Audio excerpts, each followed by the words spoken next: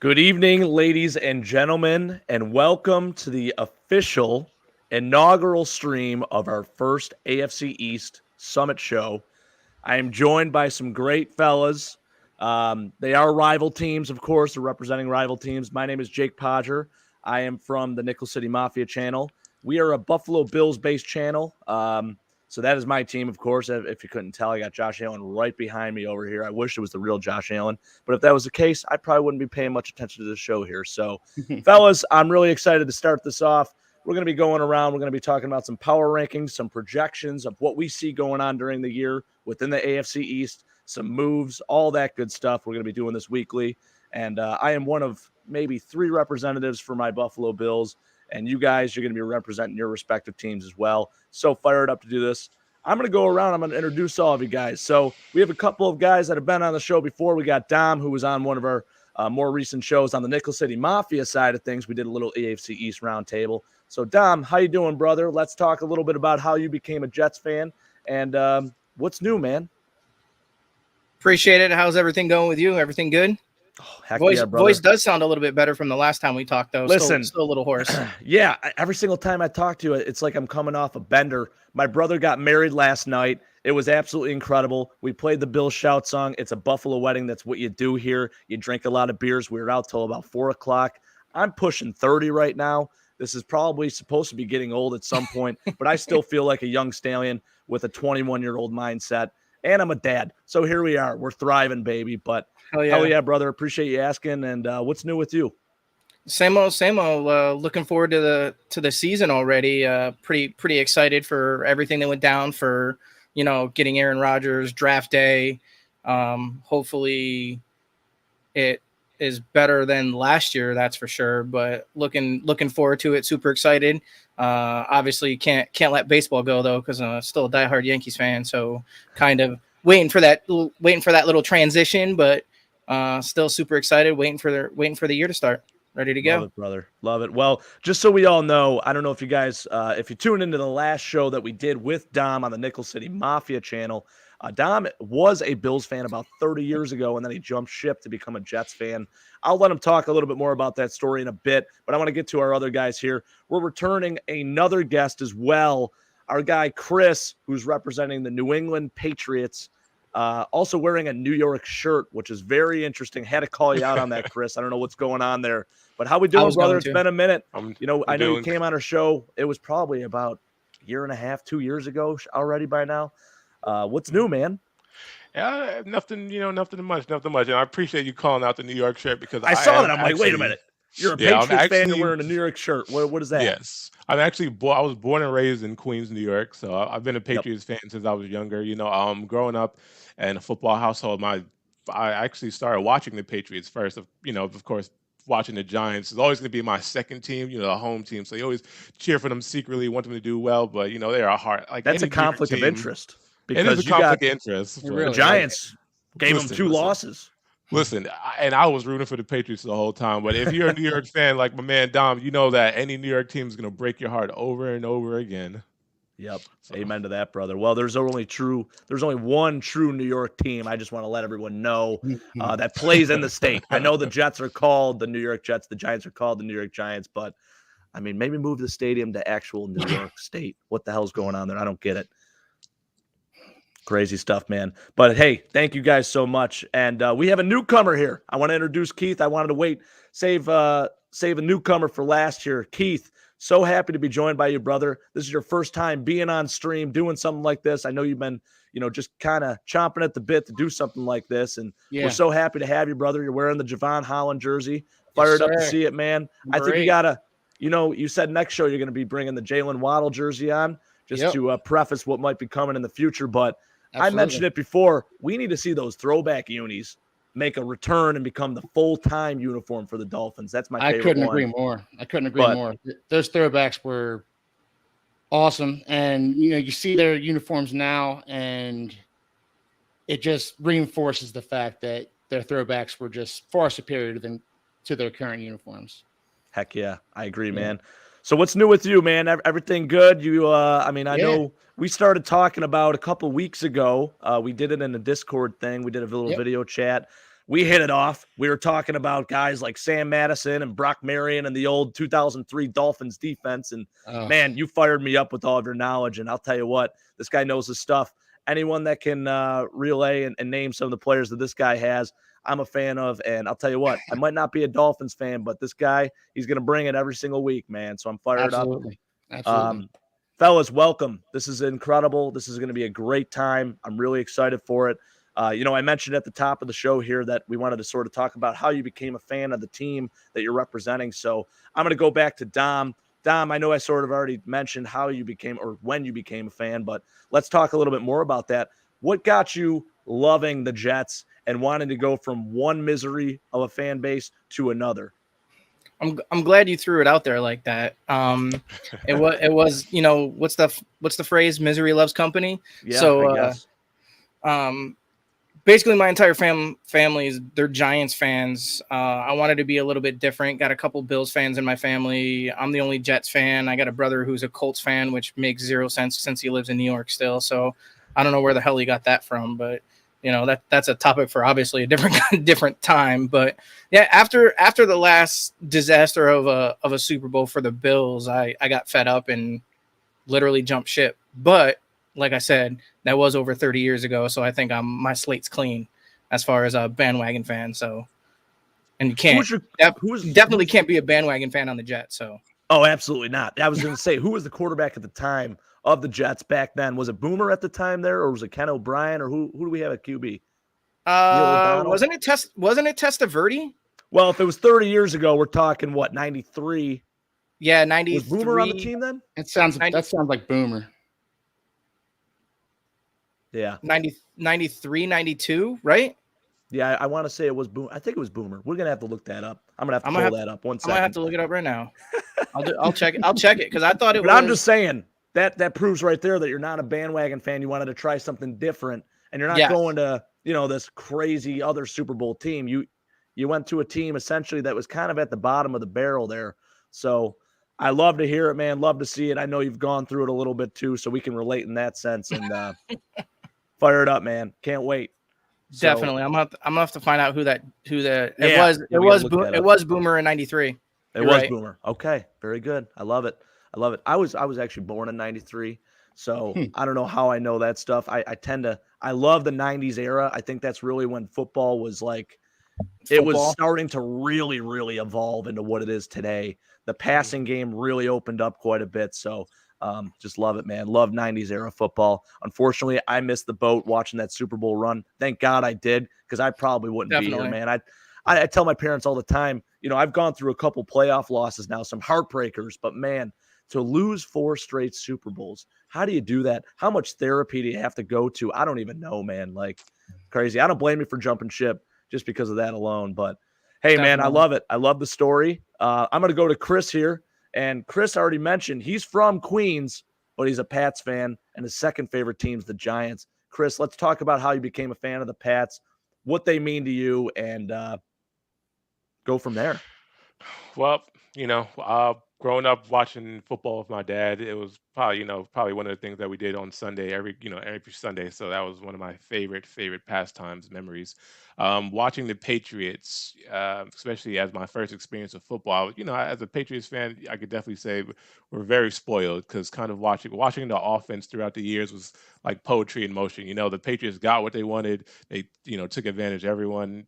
I got a couple chips in the process, and just watching young Tom Brady sling that ball across the field, the 2-minute drill, it was like watching magic, So, so that was my experience growing up watching the Patriots. Even though right now we're kind of in a rebuilding stage, I'm still got a lot of hope for the future, because the coaching staff hasn't switched around too much, I love that, brother. And I will say this, it's kind of crazy, but I'm going to mention this.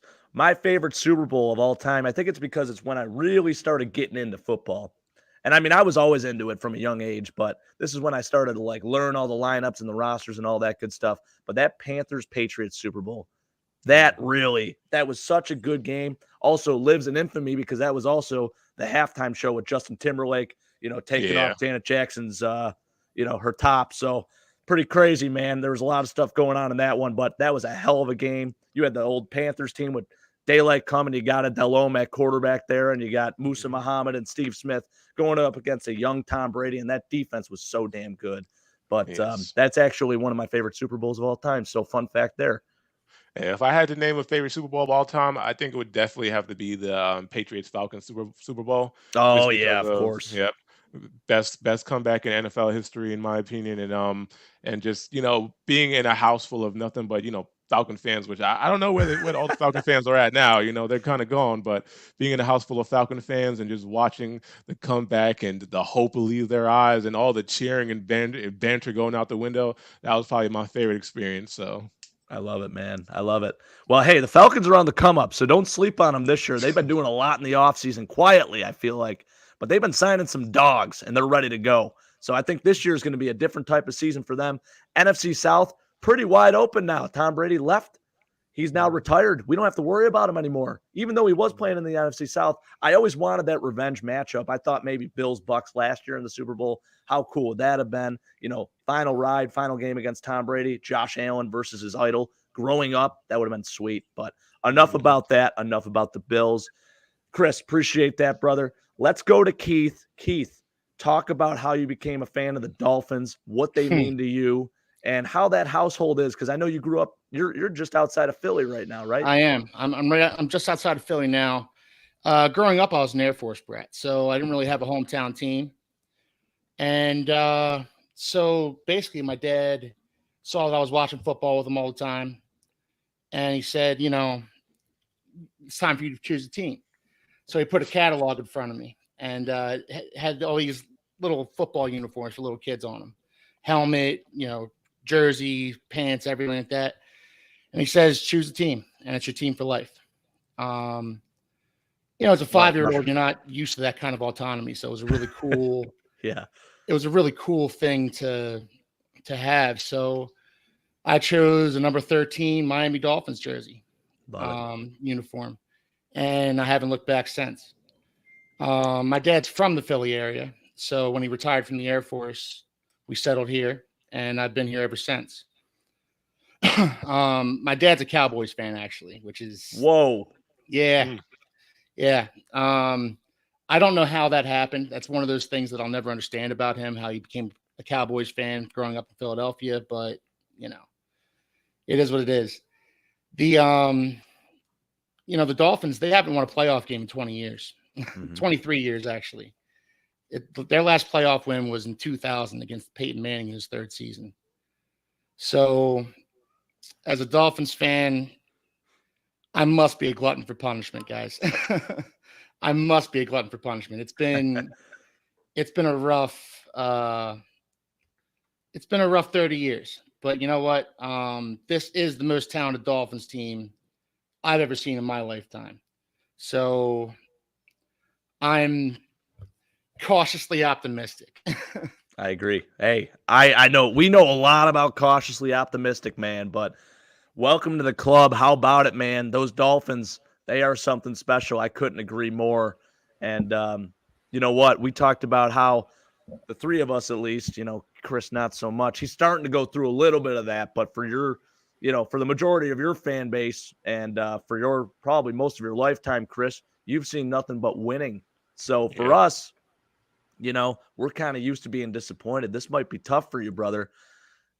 I think we got to hop into doing our power rankings and what our projections are, talking about where we see each of our teams finishing this year, our all too early predictions. So with that being said, let's start talking about it. I think I'm first on the docket here. So we're going to start talking about Keith is. I apologize. Keith, Oh, I'm going to let you kick it off, brother. You even gave records and everything. Let's talk about this. You have my Bills finishing in first, which I love. Your Fins in third place. What's that all about? You just said it's the most talented team you've ever seen. It is. But, as far as the Dolphins go, you just don't know how healthy Tua is going to stay this season. And the Dolphins' weakest position, offensive line. So I see Tua missing some time this year because to this point in his career, he has missed a bunch of time. So that has to knock him down a little bit. It just does.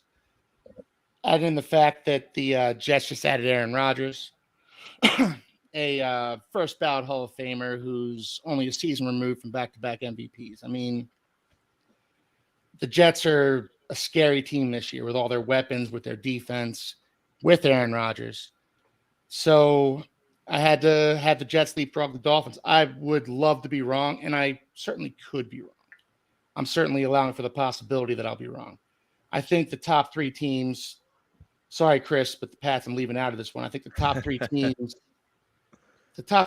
in this division, it could really go any way, depending on health, depending on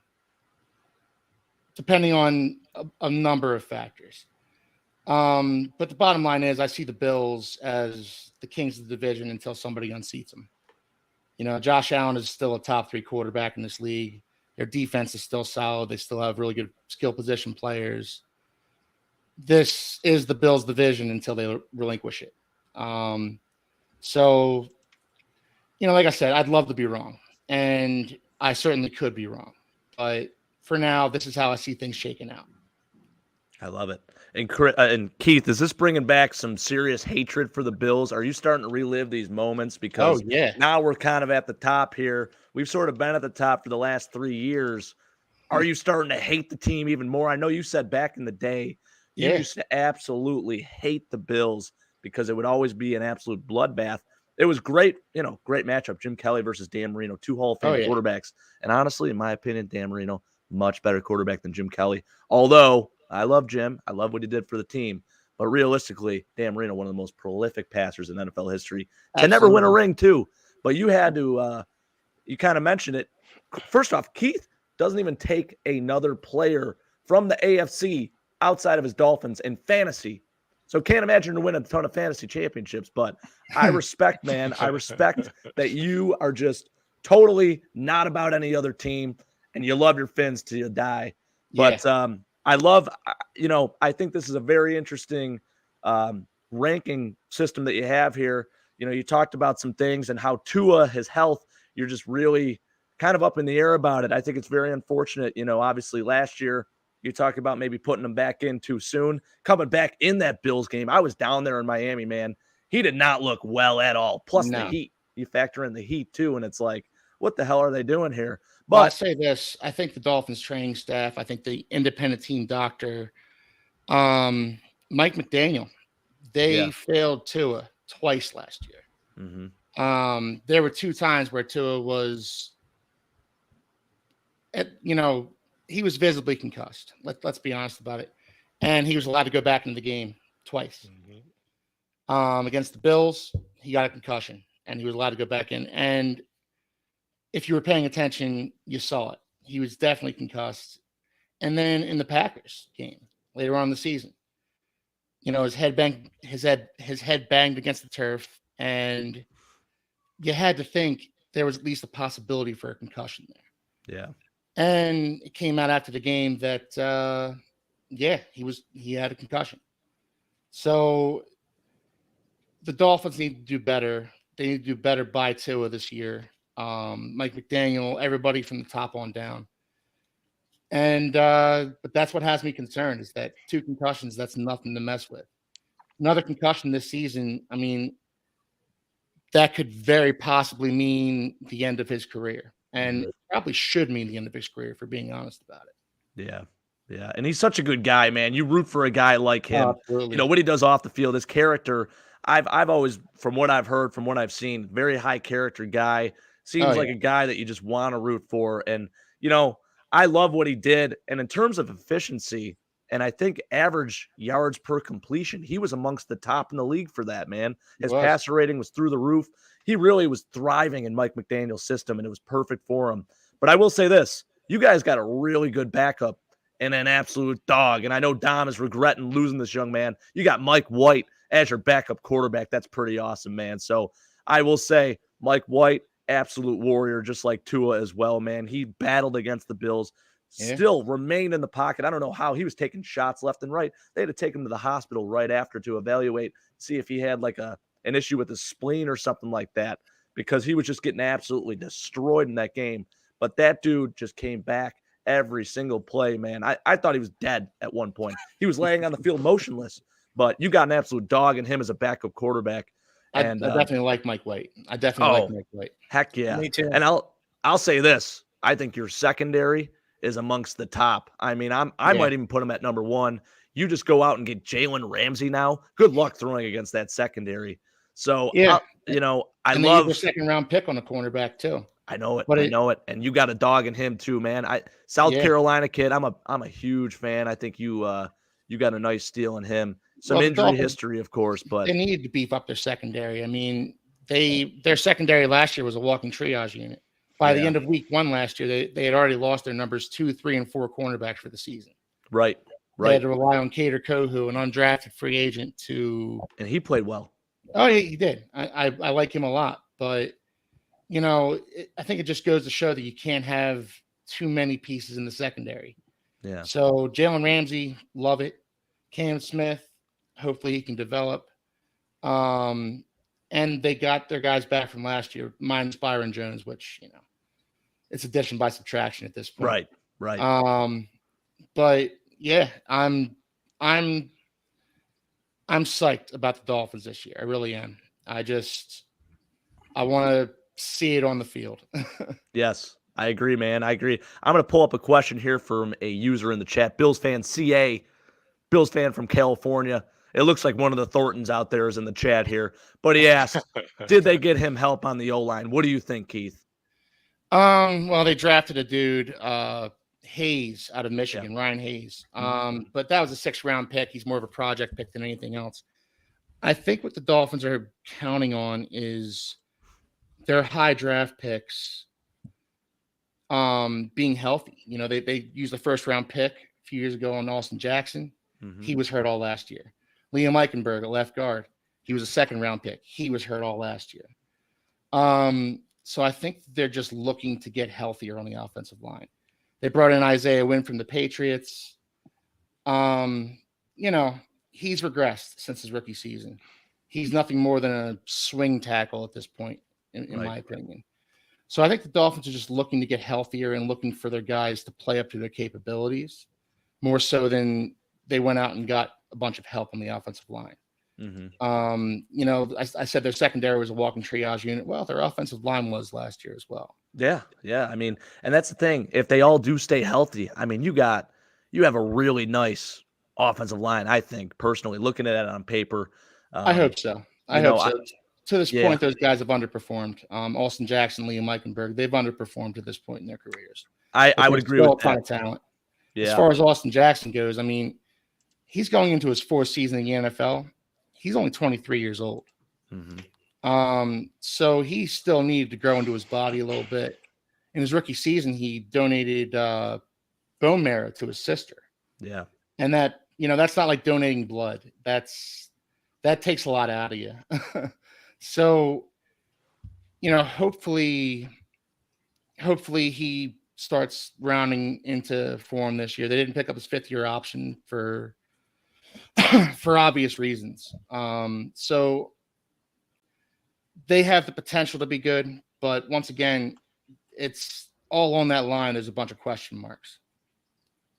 I agree. And I'm gonna pull up another question here, and then we're gonna move on to the next the next guy talking about rankings. But do you think they make the playoffs? And are 3 of these teams making the playoffs? What do you think, Keith? I do. I think 3 teams are making the playoffs out of the AFC East this year. I love it. This is the best division in football. Make no mistake about it. Like, top to bottom, this is the best division in football. I see the Dolphins sneaking in as a 7 seed again for a 2nd straight season. Love it. And I'll say this. You talked about how injury-riddled the Dolphins were. Every single game against the Bills last year, they had a 7th-round rookie playing against us in the playoffs. Only lost by 3-point game that game. The game before that, it was on a Saturday night. I think that was another 3-point game. And then the game before that, they won in Miami by 2. So every game against Buffalo was competitive, man. You have them at the top of the list here. You imagine what the Finns can do this year. So they got even better. And if they stay healthy, they're going to be dangerous. I love their fight in that playoff game. If you believe in moral victories, there's a moral victory to be had from that playoff game. I thought it was going to be a bloodbath, and it looked like it was going to be a bloodbath in the first quarter there. But they kept on fighting. They kept on coming back, and it speaks to the character of the team. It speaks to the coaching staff. That's one of the main reasons why I'm so excited about the Dolphins this season. I love it. I love it, man. And we got to pull this up just because I know Chris is sitting out there probably thinking, what the heck? No love. Didn't even mention the Pats. Not even in the conversation. Do you really think the Pats are they're just kind of out there? They're just playing football at this point and just piecing together a team? Is that what your thought is on this, Keith? No. I think the Pats have a shot here. It's just they lack the top end talent of the other three teams in this division. You don't know what Mac Jones is. He had himself a good old fashioned sophomore slump last year, and he got hurt as well. You just don't know what Mac Jones is going to be. So, they're always going to play good defense. They're always going to play disciplined football. They're always going to be well coached because Belichick. But I don't love their skill position players. They don't have the top end talent. They just don't. I like their draft. I like Christian Gonzalez in the first round. Mm-hmm. But I just think that they're a little bit behind the rest of the teams in this division.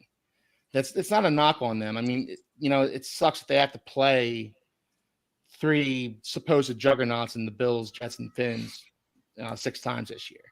That's unfortunate for them. Yeah, of course.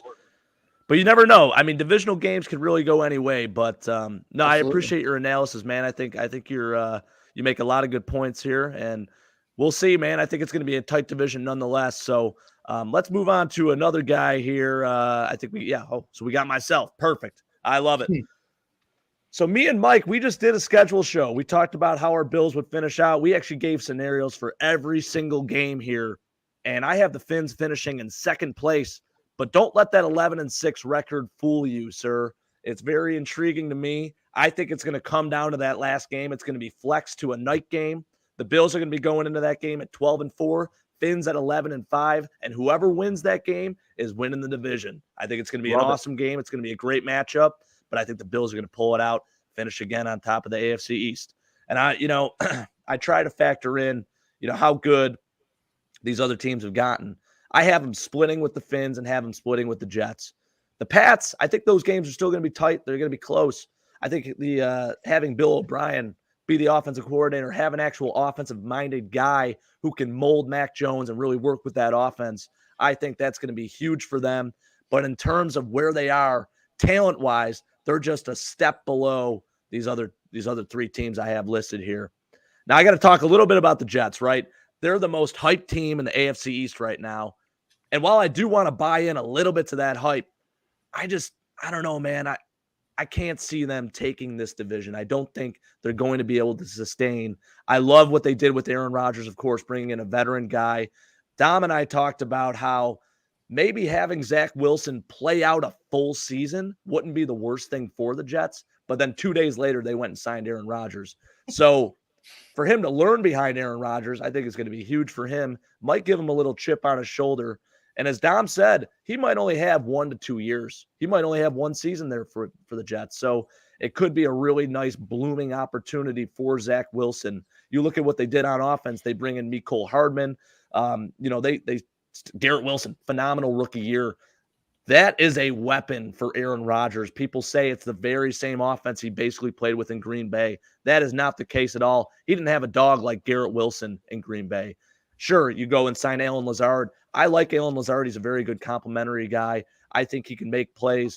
But Garrett Wilson is going to be the key for him. I think he's going to go off this year. He had 1,000 yards last year, and he was playing with multiple different quarterbacks going out there. Didn't know who was going to be starting each week, but he went off, and he made an impact in every single game. And I love that defense, man. Your front seven is amongst the best. And, of course, you got Sauce Gardner. So I don't want to give any disrespect to the Jets. Like I said, I think the Bills are going to split that series this year, and it's going to be a bloodbath every single time they go out there. These games, man, they're going to be juggernauts. They're going to – I don't know if that's even the right term. They're all juggernauts, these teams, but the games are going to be absolute bloodbaths, and I'm excited for it. But honestly, like I said, I just feel like in terms of where we are, experience-wise, talent-wise, all that good stuff, I think the Bills and Finns are going to be right at the top here. But I do have these three teams making the playoffs. And, man, you never know what's going to happen in the playoffs. So, again, we're leaving the Pats at the bottom here, but I think the Bills are going to pull this out. So that's where I'm at, fellas. And let's go on to the next one here. Dom. All right, brother, you've been waiting a minute to talk. Let's go over this. Everyone with the Bills at the top so far, and we all have the same exact record for the Pats at 7-10. Hilarious. I'm so sorry, Chris. I think that might be a little skewed because I actually had the Pats originally. I was a little more generous at 9-8, but they I think we're all in agreement with the Bills up at the top. And to be honest with you, I think the Jets and the Dolphins are definitively interchangeable, but I do not think that either one of those teams are going to be able to overtake the Bills for number one spot in the top of the AFC. It's just, I think Bills are too more of a well-rounded team, and I think that's the huge difference, is that I think just the Bills are more well-rounded. Now, don't get me wrong, I'd love to see the Jets overtake them, but I just don't see it. I really don't. I'm like I said, I think the Jets and Dolphins are definitively interchangeable, and I think it's going to come down, like Keith said, it's going to be the 2 games per each. Yeah. And it's going to be splitting hairs whether it's going to go either way. And like Jake said, the AFC East is going to be one of those games where they go either way for either team, Bills, Jets, Dolphins, or the Pats. Depending on how everything goes and how Aaron Rodgers works well with his new quote unquote offense, could be the game changer. Yeah, Dom, I kind of see the Dolphins and Jets in a similar light, where they both have strong defenses, good skill position players. What do you think of the Jets' offensive line this year? Because I think that's their weak point. Jake and I talked about this a couple weeks ago about the Jets should have drafted more offensive line guys. As much as I like their first round pick, I would have preferred they actually went offensive line, and I honestly would have preferred they traded up at least a spot, because that's where the offensive line guy that I wanted got taken, was a spot before. Robert Jones. Yeah. So it kind of, I'm in the same boat as you, Keith. Honestly, the offensive line, I think, is going to be the biggest determining factor between both of our teams. And then I'm a little skeptical on Tua being a good starting quarterback based on his injuries. And Jake and I talked about it last time too. Starting Mike White over Tua. Yeah, to give Tua more time to heal, to give more time to heal per se. But yeah, no, I'm not saying the Dolphins should start Mike White over Tua. I like Mike White. He's a top backup, but Tua honestly has a chance to be really special in this league. But he's one hit away from being done. You're absolutely right about that. That's every time Tua gets hit for the rest of his career, I'm going to hold my breath. As is everybody else. Yeah. In my opinion of Tua, I think Tua has always been overrated ever since college, and even when he was at Alabama, I always thought Jalen Hurts was the better quarterback, and I think he's proven that right now. Not to get too sidetracked, but I just always thought Tua was always just overrated as a player. Yeah, I would agree with you if Tua didn't bail Jalen Hurts out in that national championship game, where Jalen Hurts couldn't move the football and Tua led him to victory. There's something to be said for that. Now, Jalen Hurts, not to get sidetracked, but Jalen Hurts has progressed as a passer. But I think what Tua displays with his accuracy and anticipation is something you can't teach, and it's an elite trait that very few quarterbacks in the NFL have ever had. I agree with that. Amen to that. Fellas, I want to talk about something too. I failed to mention one of the biggest extensions that's happened in the last maybe 2 weeks. Bills go out and extend Eddie Oliver yesterday. Mm. I totally skipped over that. Not sure how. It was actually a huge talk at the wedding. People brought that up. It's like, hey, we're supposed to be celebrating a marriage, but we're more concerned about the Ed Oliver extension here. 4 years, $68 million, $45 million guaranteed. We picked up his 5th-year option this year. I want to talk about, first off, how good the defensive lines are in this division. That goes top to bottom here. I mean, we're talking the Bills have a very stout defensive line. I think what they've done, they've built it up quite a bit. You know, you go ahead and you extend Ed Oliver, who I think is a very good player. I'm a little torn on the decision because I feel like those funds could have been allocated elsewhere, maybe even used towards DeAndre Hopkins, which I think is totally dead now. I don't think that's happening, which is very upsetting. But, hey, what are you going to do? Ed Oliver's a good player, man. He had a really good start to the year. He did have an ankle injury in that initial game against the Rams, but then he picked it up, man. And I think towards the end of the year, he was getting double teamed a lot more, so you didn't see as much of him. But the impact that he makes, you know, it can be seen. And obviously, he had a career low in sacks last year, but that's not his game, man. He goes out there. He's a high motor guy. I do like what he brings to the team. But again, I feel like you go out there, you offer him this big extension, lock him up. He's only 25 years old. He's a good young player. I'm still torn on it, but I'm hoping it works out for the best. But one thing I wanted to talk to you guys all about, obviously, is these defensive lines in this division, man. The offensive line versus the D-line. These are going to be battles. Even the Pats, man, you got 2 guys that had over 10-plus sacks last year. I mean, what these teams have put together, pretty impressive. Dom, how are we feeling about your defensive line with the Jets? So obviously we have one of the top defenses. Our defense is pretty stout. And then the downside though is with for the Finns at least, with our defense and compared to the Finns offensive line, I think that's going to be the game changer for us in comparison. But then again, it's also the flip side where, you know, you have the Pats, the Bills and the Dolphins defensive line against our offensive line that I don't think we really upgraded per se as much as we should have or as much as we could have. But, you know, between our secondary and the Dolphins secondary, I mean, it's going to be tough. I think it's really going to be tough, but I think it's going to obviously boil down to offensive defensive lines, at least for the AFC East in totality between all 4 teams. And, you know, I think the defensive lines for all of our teams, I think are better than our offensive lines for our teams. Yeah. I definitely agree with that. I feel like we're all in the same boat where maybe we didn't do enough to bolster our offensive lines. We took a guy in Osiris Torrance, who I think was one of the biggest steals of the draft. I know I've been mentioning that with a lot of players in this show, but I really do believe it, man. He's a first-round talent, so I do like that pick. But what else did we really do? We ended up getting Connor McGovern. Who did? Well, there is a Connor McGovern for the Jets. I do want to mention, too, Brandon Shell. Keith, Dom, what can you guys tell me about Brandon Shell? Is it a good signing for us? I know he's going to be more of a depth piece. Yeah. Do you like that? If he's a depth piece, if he's a depth piece for you, awesome. Good signing. If you're going to count on him to start, you know, any more than 8 or 9 games this year, you're going to have a bad time. Brandon Shell, he's competent, but he's not going to go in and be a world beater for you. And that's interesting.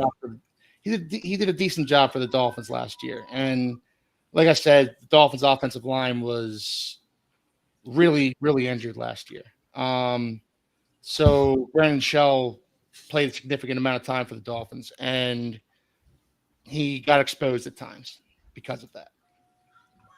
Interesting. And we have a guy in Spencer Brown where I think a lot of the fan base isn't totally sold on him. So I'm curious to see what happens if he ends up becoming the right tackle like midway through the year for us. So I'm not super happy with what you're saying about that. Obviously, we know what to expect, I guess. We think he's going to be a depth piece. But, Dom, what can you tell me about Brandon Shell? I'm on the same boat as Keith. I honestly think he's a setup backup piece more than anything else. So, yeah. I mean, I guess we'll see where it goes, to be honest, but nothing more, nothing less. Gotcha. And I had to ask that question. The reason why I asked both Dom and Keith about it is because he played for both of their teams, and they probably know a little bit about him because he did start some games for them. So thank you, fellas. Probably too many. But no, I appreciate it, boys. You know what? I guess too many. We'll see what happens. But Dom, do you have 4 teams making the playoffs in the AFC East? It's going to be a tough one. Yes, I kind of do, but in reality, I like like Keith said earlier, like you said earlier, it's going to be a bloodbath between AFC East versus AFC East teams, regardless of the fact, and it's going to be it could be a split, it could be one way or the other. I was just being a little more generous with the Pats, considering the last show, all I did was dog them out completely. So I didn't want to be a little bit more favorable, but they could be a 9-8 team, they could be an 8-9 team, they could be a 7-10 team. But so could the Jets, so could the Finns. It's one of those things. The Bills could run away with the division completely, and the Jets, Finns, and Pats just completely blow it out of the water and completely suck for the entire year.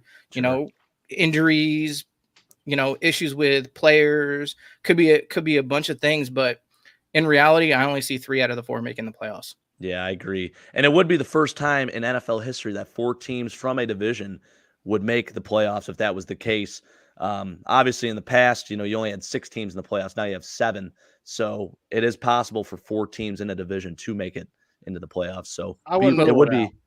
Yeah, like Keith just said, I wouldn't rule it out either, especially with, the Pats actually have an offensive coordinator that's offensive minded, like you said earlier, too. So, and I think that'll give Mac Jones a little bit more oomph and a little bit better progression and a little bit better play with him being there now, especially in considering the past year. Chris, can I ask you what was going through Belichick's mind last year, making Matt Patricia the offensive coordinator in New England? I'll never understand that. You know what? I don't think any of us do. Yeah, I don't think I'll understand it either. But I mean, even regardless of that, we still had a pretty, middle of the pack record. We still made the playoffs. So I mean, I can't complain about the results. So we'll see how we looking this year. You were potentially a lateral away from getting into the playoffs. Think about that. Yeah. Jacoby Myers. And then he went to the enemy. He signs with the Raiders in the offseason. The team that he did that against. Of all time, that Jacoby Myers play. Jacoby Myers is expendable. I mean, I feel like our wide receivers were middle of the pack, and they never really had big seasons. But I don't think the emphasis wasn't on, like you said, emphasis wasn't on offense last season. It was mostly on defense, and our defense is always top 5 in the NFL. So hopefully now we can focus on the offense this year. So they've made some nice moves in the offseason to bolster that offense. So I'm looking forward to that. I agree. Talking about receivers and talking about interchangeable guys, switching from one team in the division to the next. Braxton Berrios, Dom, you lost him. He goes to the Finns. Keith, how are we feeling about that? Love it. It's a good signing by the Dolphins. He's going to be a solid slot receiver in the mold of Cole Beasley.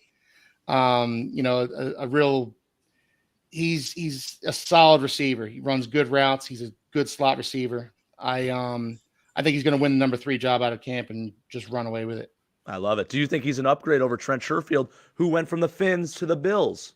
Sherfield made some nice catches for the Dolphins last year. I don't want to take that away from him, but I think as far as talent goes, Berrios has it all over Sherfield. Return value too. What's that? He offers return value too, which is huge. He does, and he's quick and he's fast. He's much more of a player that's in the mold of a slot receiver, more so than Sherfield was. Prior to signing with the Dolphins, Sherfield was more so a special teams guy. And because of the Cedric Wilson signing not working out for the Dolphins, Sherfield was kind of pressed into action, more so than he should have been. But he still made some nice plays for the Dolphins last year. I don't want to take anything away from him, but Berrios is absolutely an upgrade. Yeah, I would agree with that. Dom, how are we feeling about losing Braxton Berrios? Do you even breaking a sweat over that? Personally, I am. I'm a little upset that between Mike White and Berrios both going over to the Finns, it was a little like I said before. I think the Jets should have kept Mike White, but that's a different issue. Yeah.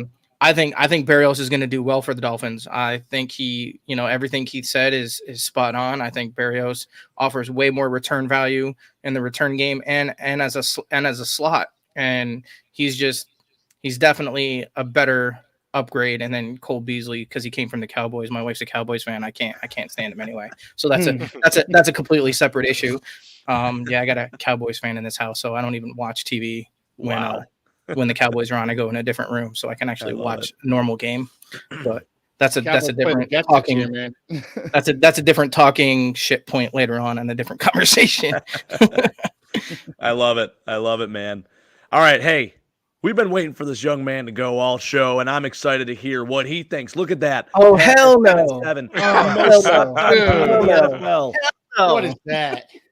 The most slept on team in the NFL. I'm going to say it right now, the New England Patriots. It's crazy. You've never been really in a position like this. I think the expectations are not even really there. I think it's like a whatever happens type thing for the New England Patriots.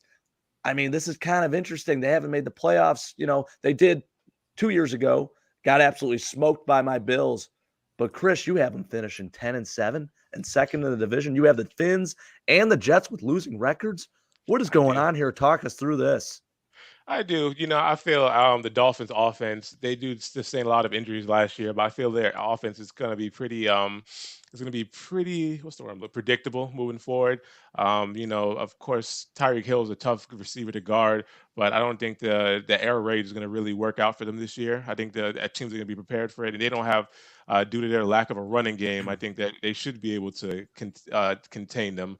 The Jets, I feel, the Jets made some really big moves in the offseason. They're, of course, acquiring Aaron Rodgers, Alan Lazard.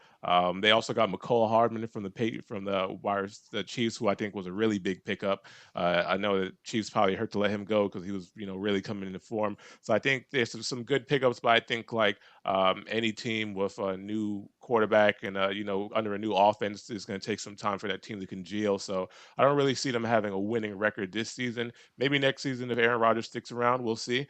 But the Pats, of course, the Bills are a safe bet. Josh Allen's a great quarterback. You got to give them all the respect in the world. They've really worked together on their offense. They've been together for a few years. And of course, key pickup in their offseason, I think, is Damian Harris. Damian Harris coming from the Patriots, is going to give them a big boost because I think one of the biggest focuses that one of the biggest weaknesses on the Bills offense was that they didn't have a stable running game. And remind me of the name of the running back that they have. Devin Singletary used to be there. Yes. He went to the Texans. Now we have James Cook as our starter. Yes. By the way, Delvin Cook, he wants to play yeah. for Buffalo. How about that? Listen, I'm a fan of Dalvin Cook, by the way. For the Dolphins. I think Dalvin Cook's kind of in his downward slope. He's been running around Minnesota for a few years. I think running backs only have so long in the NFL before they just get used up and they just aren't who they are. Just look at Todd Gurley, Offensive Player of the Year 2 years in a row, man. and then next thing you know, arthritis in his knees, and now he's not even in the league anymore. So wild. Dalvin Cook, I think he's a veteran. He's a veteran on the downhill slope. But I think James Cook would be a better player for them to just really work with. He showed some flashes of brilliance last year, so I think there's a bright future right there. And like I said, Damian Harris, he looked really good for the Patriots 2 years ago. But unfortunately, Ramon Stevenson outshined him last season just because of the fact that he was versatile. He had a good running game and he was good pass cadence. So Ramon Stevenson was able to take over that James White role that we had in that Patriots offense. So he's looking real good. He's going to fill that in nicely. As for our wide receivers, I think we finally put some emphasis on our offense this season, which is why I see us having a better season. Mac Jones is coming in there. He had a really big sophomore slump, but I think he's coming in there with a chip on his shoulder. He has an offensive coordinator he can go with this year. He has something to prove, and we have the pickup of Juju Smith-Schuster, which I'm looking forward to because even he showed some brilliance over there in Kansas City. But it's not hard to show brilliance under Patrick Mahomes. So we'll see what he does in the offense this year. We had a big pickup in James Robinson, from the Jets. So he was looking good in Jackson. He was looking good in Jacksonville. So I think he's going to be a good complement to Ramon Stevenson. We have a couple. Mike Gesicki, that's what I wanted to talk about. Mike Gesicki. So many players from the AFC East just changing teams. These players must know that each of these teams are going to be really good. There's a reason why they go to these teams. Mike Gesicki signs with the enemy. They got another great 2 tight end set. They go from Jonnu Smith to Mike Gesicki. So now you got Hunter Henry and Mike Gesicki going to make some plays. How do you feel about that, Chris? Listen, I think both of these guys are going to be great. And not only I think they're going to really help our play action, especially when you get like a press and release type of game like Gronkowski had. So I think Mike Gesicki, he was really underutilized in Miami. So I think he's going to come over here and get a lot of run, especially because New England Patriots always relied heavily on their tight end. So I think him and Hunter Henry, those are going to be two big compliments. They're going to free up our wide receivers. They're going to be dual threats. We get some good blocks off the line. So I'm really looking forward to seeing how he comes into the offense. And like I said, now that we have an offensive coordinator, I think they should really make a lot of impact. And I want to say, no, I don't know if they overlap, but Bill O'Brien used to be the head coach at Penn State. I don't think they overlapped while Mike Gesicki was there. They may have. They may have, yeah. But yeah. So no, that'll be interesting to see for sure. And how about these takes from the chat here? Look at this. Is marijuana legal in Florida? If so, this may explain some of Chris's takes. How about this one? Why was he so underutilized, Keith? Why was Mike Gesicki so underutilized in that offense? Is it just the scheme, or was he just not a fit? Or he wasn't. He's fit. He's a great tight end. He wasn't a fit. Mike Gesicki is a great receiving tight end in the mold of Jimmy Graham, but he does not block. He is not a blocker. And the Dolphins ended up using Durham Smythe more than Mike Gesicki last year, who doesn't have a tenth of the talent because Durham Smythe is a good, competent blocker. Right. So, Chris, if you're looking for Gesicki to come in there and be a blocker, you're going to have a bad time.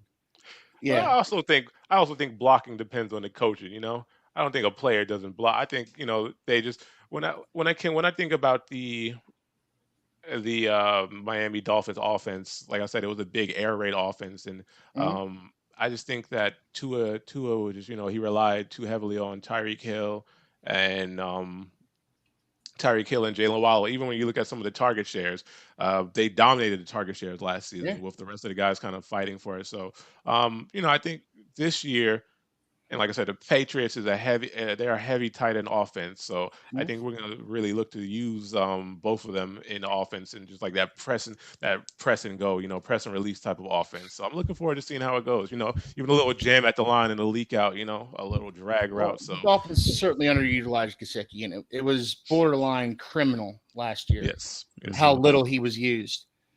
But the fact of the matter is that he doesn't block, and you think about Mike McDaniel coming from the from San Fran, from the Kyle Shanahan system. Well, who's the tight end in San Francisco? Most complete tight end in football. I will beat my chest to that all day. George Kittle, man, what a blocker! You turn on some tape, man, it gets me excited. I love watching him play ball. But yeah, you make a great point.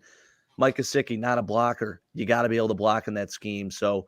Yeah. That makes a lot of sense, Keith. Thanks for clearing that up. I think you got a good one in him. I think they'll find a way to use him. New England, they really started this whole, I guess I don't even call it a fad. I think they started a trend of these double tight end sets, and they made it work. You go back to even Ben Watson and Benjamin Graham back in the day. Very interesting how they kind of figured that out. And, I love what they do with it. So you definitely got an upgrade there for sure. I think you want to talk about underutilization of a tight end, Chris. I think Jonnu Smith, man, I know there were some injuries there, but I know a lot of people were excited about him. He almost came in as like that H-back type player, modeling what Aaron Hernandez did for them years ago. Obviously, Aaron Hernandez, that guy sucks. But, hey, as a football player, they made it work, and they almost had 2 1,000-yard tight ends that season back in 2011, I want to say it was. So, you might see some of that this year. Mike Gesicki, though, what he offers, I think, is red zone talent. He gives you a really good option there. But I want to talk about Mac Jones. Do you think this is the year? Like, does he have to really do something this year? Otherwise, you're moving on, or what's the deal there? I do. I think this is the year where he's got to show and prove, or we might have to start looking in another direction. They did sign in the last, I think, to the later rounds of Malik Cunningham. I haven't watched too much tape on him, so I don't have too much of a report on Malik Cunningham. But just the experiment can only go on so long before you got to start looking at other options. I agree, man. Yeah. It's going to be interesting to see what happens. But I think Bill O'Brien is the best thing you guys did this year by far, and it does make that team competitive. The Patriots still always just hanging around out there, man. They're always competitive. They're going to show up and play. Do you think Steve Belichick is in basically – he's kind of in the holding process right now of eventually elevating to the head coach job once Bill retires. You think that's going to happen, or does Bill O'Brien succeed and take over? You know what? It's going to be a good call. I think Steve Belichick has been in the background, calling the shots for a little while now. I think we can attribute the defensive improvements to him as well. I think he played a big part on defense over the past few seasons. So you know what? I think we do see him kind of elevate to that head coach position after Bill Belichick is gone, however long that may be, wherever we might see him. But that's also still up in question. Speculation at this point. So I'm looking forward to seeing how it goes. If he can take the helm and push the Patriots to, because Bill can't be there forever. If he can take the helm and continue to work on the project that Bill's working on of making Mac Jones the next Tom Brady, then I'm all for it. I love it, man. I Because love it. another thing too is I also believe that's the biggest question. Was Tom Brady that great of a player, or was it the coaching from the Bill Belichick? So I think Bill's still looking to prove that at the end of the day. They played off of one another, but in my opinion, Bill doesn't win those Super Bowls without Tom. Tom is he's the key ingredient. I'm sorry. What he did, man, he proved it in Tampa. Obviously, he's got a super team around him. You give him Chris Godwin and Mike Evans and all these other guys. I mean, he had some great weapons. Don't get me wrong. But shoot, you go back to the early days, it might be a different story. Had Tom not won all these other Super Bowls going on, doing it more offensively, spreading the ball around, utilizing the slot receiver back in the early 2000s, it was mainly based on defense when New England had a really good defense. And they still have a good defense. I want to talk about that secondary. We talked about the secondaries in our division. I think they're some of the best in the league, to be honest with you. You look at the Finns, what they did, the Jets, Sauce Gardner, one of the best corners in the league, maybe number one corner in the league right now already. Absolutely insane. But you guys go ahead and you get a steal. I'm going to say that word again. You go and get a steal in Christian Gonzalez in the first round, man. How are we feeling about that pick? And what do you think is going to happen there? You think he's going to turn into a Pro Bowler? Listen, I'm feeling good about Christian Gonzalez. This is a young man who has a lot of talent, good on the ball pressure, and good speed, because he can go stride for stride, press at the line, and still run stride for stride with these wide receivers. One thing about our defensive backs, every year they're always in top contention. A lot of picks, whether it went from Stephen Gilmore to J.C. Jones or was it? I forgot the Jack last Jones, Justin Jack Jackson, Jones, J.C. Jackson. J.C. Jackson, whoever it is, our DBs are grabbing a bunch of picks every year, playing great defense. We have a lot of pressure on the line. We did take a couple of losses in Dante Hightower and Devin McCourty, so some veteran offenses there. But I think the rookies that we picked up this year, Christian Gonzalez, not only him, but who was the other one that we had? I wrote his name down. You have Jack Jones. You have Jonathan Jones. We picked up Keon White on the defensive line. Yeah. So I think our rookies are going to come in and make some big impacts immediately, right away. So I'm looking forward to seeing how our defense continues to improve. I love it, brother. I love it. Well, hey, interesting with your lineup there. You have two teams not making it. The only time anyone on this show said three teams weren't going to make the playoffs. So you have the Bills and the Pats, I'm assuming, making it in, and going to be interesting. But there's one thing in common amongst all of us. We have the Bills finishing at number one. So I'm going to toot my own horn on that one. I'm pretty fired up for it. It feels weird being in this position. Like I said, I kind of grew up with the Bills just going through nothing but misery and always having losing seasons. Now I'm accustomed to winning. I don't want to get too high on my horse. And I know, kind of putting things into perspective, every single game matters. And I think this year it's going to prove even more than ever that each game is going to matter so much more, especially interdivisional, man. It's going to be a tight one. And fellas, I think we did a great job tonight. I'm going to pull up a comment. Big Al, my dad, coming in the chat hot. He says, I respect all of you guys on the channel for spending your time and representing your team. You all have very good points on your individual teams. Thanks, Dad. Appreciate that. I think these guys are fantastic. You guys did a hell of a job, and can't wait to do more of this, fellas. And I'm going to give some closing thoughts to each of you. So I'll start with Keith. Keith, you want to wrap this up and give your closing thoughts on the Finns and kind of where you see this taking off? Well, like I said, this is the best division in football. So every time we play one another, no matter the game, no matter the location, it's going to be a hard-fought bloodbath. And I had the rankings how I had them: Bills, Jets, Dolphins, Patriots. You know what? It can be it can just as easily be the reverse, if we're being honest about it. So this is going to be a really intriguing season. I'm really looking forward to it. Really looking forward to talking football with you guys. And I had a lot of fun tonight. I love it, brother. Well, yeah, we appreciate you joining us, and I'm excited to chop it up with you all year. I can't wait, man. It's going to be fun. And I'm excited to see each jersey every week. I know you're a jersey collector as well, so I am fired up to see it, man. I'm really fired up, and I appreciate you. So, Dom, what do you think, man? Let's wrap it up here on your end. How are we feeling about the Jets? I'm in agreement with Keith. I think it's going to be hard fought bloodbath no matter what. And like you said earlier too, it's going to be, each AFC East game between the interdivision is going to be absolutely ruthless. On a separate note, I don't know what Chris is smoking, but there's no way that the Jets and the Fins are 8-9. We might have to do a separate wager outside this whole thing just to I'm in for that. Put a little more oomph behind the record toss. But I'm really excited. This is like, I don't know who said it earlier, cautiously optimistic. Mm-hmm.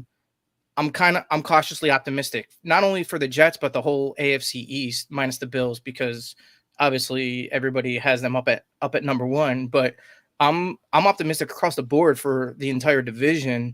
I honestly think that the AFC East is going to be a force to be reckoned with, even the Patriots. So I think it's going to be a good year. I think it's going to be a good year for sure. I love it, man. And I appreciate coming on. Appreciate you all, and can't wait till next week. Yeah. Love it, man. I love it. All right, Chris, give us something.